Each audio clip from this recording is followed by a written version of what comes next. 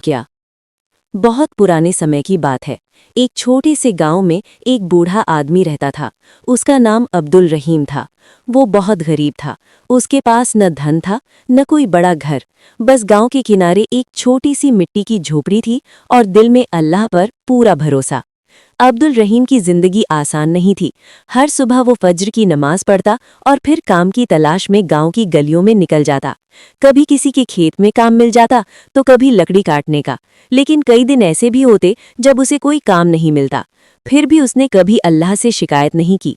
वो हमेशा कहता था, अल्लाह जिस हाल में रखे वही बेहतर है।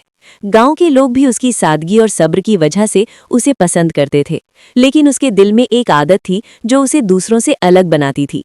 वो कभी किसी भूखे को खाली हाथ नहीं लौटाता था। अगर उसके पास एक रोटी होती तो आधी खुद खाता और आधी दे देता। और अगर कोई मुसाफिर आ जाता तो अपनी पूरी थाली भी दे देता। लोग कभी कभी उसे समझाते थे, रहीम चाचा, आप खुद इतने गरीब हैं, थोड़ा अपने लिए भी सोच लिया कीजिए।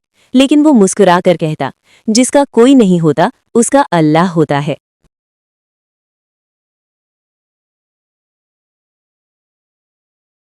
एक दिन ऐसा आया जब उसकी जिंदगी की सबसे कठिन परीक्षा शुरू हुई। सुबह से शाम तक उसने काम ढूंढा, लेकिन कहीं काम नहीं मिला। दोपहर तक वो बहुत भूखा हो गया। पेट में भूख की आग जल रही थी, लेकिन उसके पास एक भी पैसा नहीं था। वो गांव की मस्जिद में गया। वहां बैठकर उसने अल्लाह से दुआ की, या अल्लाह, आज तेरे बंदे के पास खाने को कुछ नहीं है, लेकिन तू रहमान है, तू ही कोई रास्ता निकाल दे। नमाज के बाद वो फिर काम की तलाश में निकल गया। लेकिन उस दिन किस्मत जैसे सोई हुई थी।